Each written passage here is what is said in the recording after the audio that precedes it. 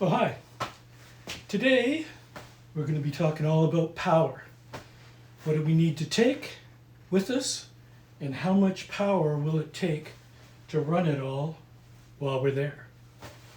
So I put a few things out here, the things that we think would be absolutely necessary to take with us, just to have all the creature comforts that you would have at home. As you get older, you need more and more devices. Some of you may not know what this is. This is a CPAP machine. And if you have sleep apnea, you need to have that on every night. So you can't sleep without it. This runs on 110 volts. Next thing here is it's a blood pressure monitor. So again, once you get old, you'll find you might need one of these. Luckily, this one it's a USB, so it doesn't take a lot of power. The next thing we have here is a laser mask. This is the red laser, which is very good for your complexion, and I don't think you can go too far wrong working on your complexion. The next thing we have down here is it's a laser. It's the blue laser. This is a teeth whitening laser. Very helpful to keep that smile looking good. Talking about the smile, we need our dental products. So we've got our electric toothbrush here. It runs on 110. And then we also have our water pick. That's great for cleaning the debris out of your teeth.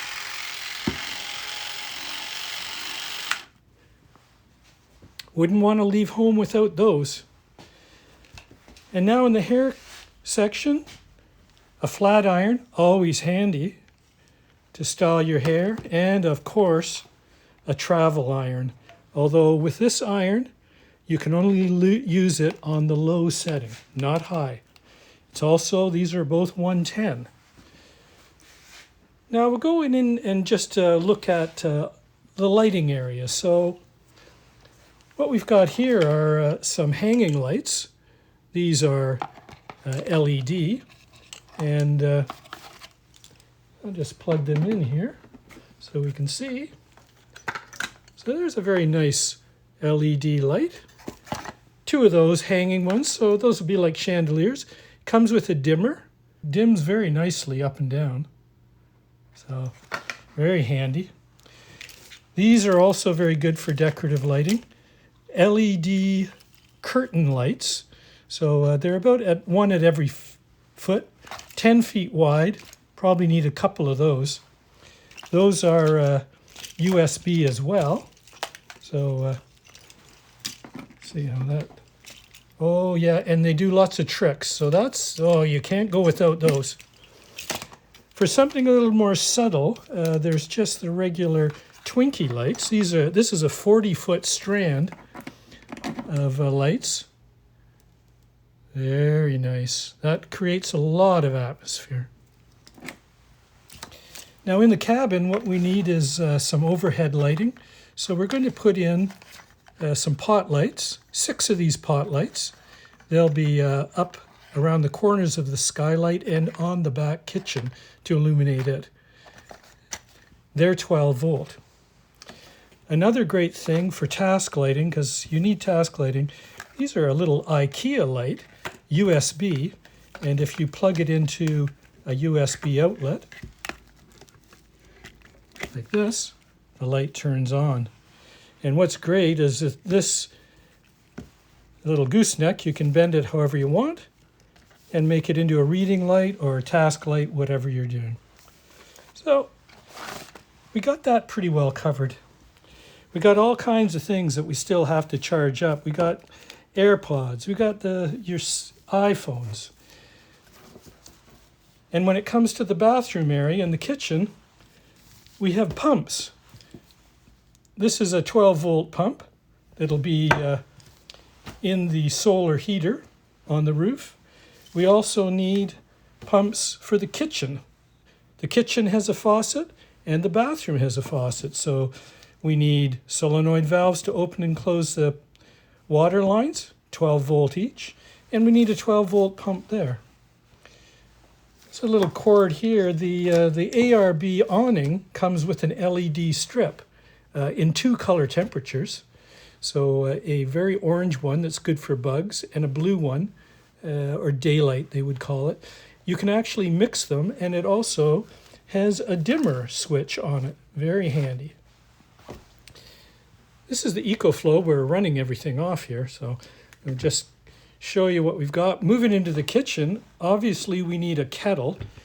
So we've got this plugged into EcoFlow. We'll just turn the kettle on, see if it'll boil. Our main cooking will be done in an Instapot. So let's see here. So we're running both of these at the same time. And we're drawing just under 600 watts, which is the maximum. So this works, it steps everything down to 600 watts, but we can use the Instapot and the kettle at the same time. Oh, water's already boiling. Tea time. And of course we need the fridge. This is the Bouge RV, the 30 quart, and it runs on either 110 or 12 volt. We'll probably run it on 12 volt. Now we also need some ventilation. So in this case, here's a couple little muffin fans. Now they run on USB. I've just got a little power bank here. And what's nice about these, they've got a switch which is variable, and it has a low, medium, oh, that was high. So that's high. These are incredibly quiet and quite strong, and USB. In the ventilation department, we also need, this is a fan. It's 110, little ceramic heater. So it has 2 settings, a low and a high. It'll only operate on low off the battery pack, but if you're on shore power, put it on high. It's 1500 watts. It will heat up the 8x8 room in no time. Has a variable speed fan and thermostat, so it will set, you can set a temperature and it will keep to it. Back here we got a compressor, 12 volt, in case you have to pump up your tires or anything else, your inflatables. So that covers that area. Now if we go on to the audiovisual section, you know, we need to have, obviously we've got to have a MacBook to do our editing on. Little iPad, yeah, you know, another iPad. You need iPencils and, you know, all that kind of stuff. And as far as cameras, we got to charge things. We got gimbals, you know, you got all kinds of batteries, action cameras, underwater cameras. Everything needs to be charged. And your drone, you got to charge up your drone. But we've got lots of power to do it. And, well, one more thing you need from the audio-visual department, you need a video projector so you can shine it on your big screen TV and your 100-inch outdoor screen. So these are some of the things that you need to make it feel like home. And, you know, if I've forgotten anything, just let me know and I can probably add it in. But this is basically what we need to take. So, well, here's how we're going to plug it all together. And we're actually going to do it plug and play. The advantages of this is that if some of our components break down or don't work, we can just replace them with another one, and there's no real wiring. It's just plug to socket, plug to socket. So let me explain how this is going to work. The EcoFlow is our main brain in this whole thing. So on this end, it's got 3 110 sockets. Here we've got a 12 volt. We've got some USB, a USB-C, and here are our feeds to go in.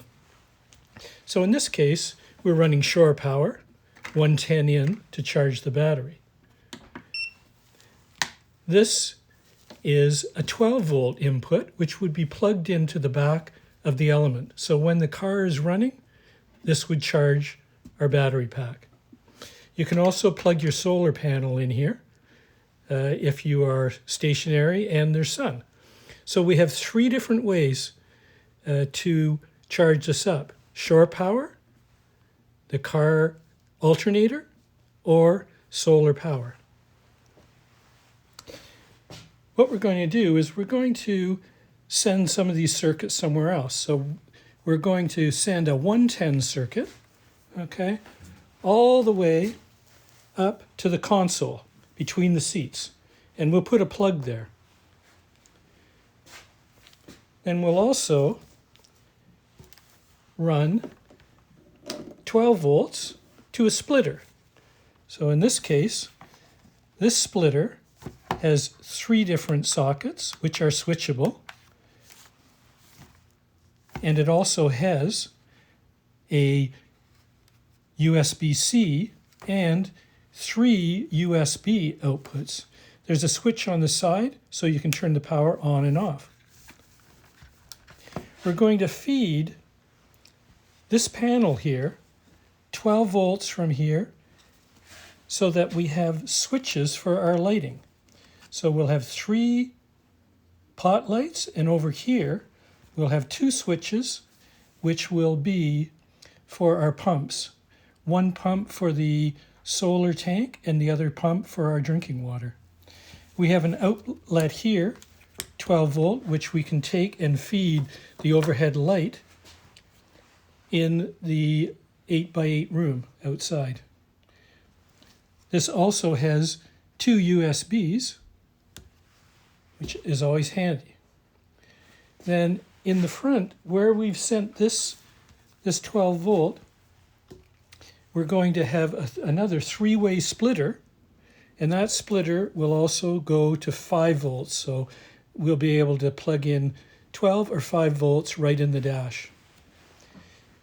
Any of these places where we have a USB outlet, we can use one of these splitters. I'll just plug this one in. And the good thing here is you can see that this is switched. So we've got 4 outlets, and we can turn them on individually. So this is great for lighting. I find it great for charging up multiple camera pieces. So this is really everything that we need. So I hope this wasn't too complicated. It is just plugging cable to cable, and hopefully it all works. I'll be working on this in the next few days, and I'll update you on how the installation goes and plug it all together and see if it actually does work. So thanks very much for dropping by again, and have yourself a great day. See you later. Bye now.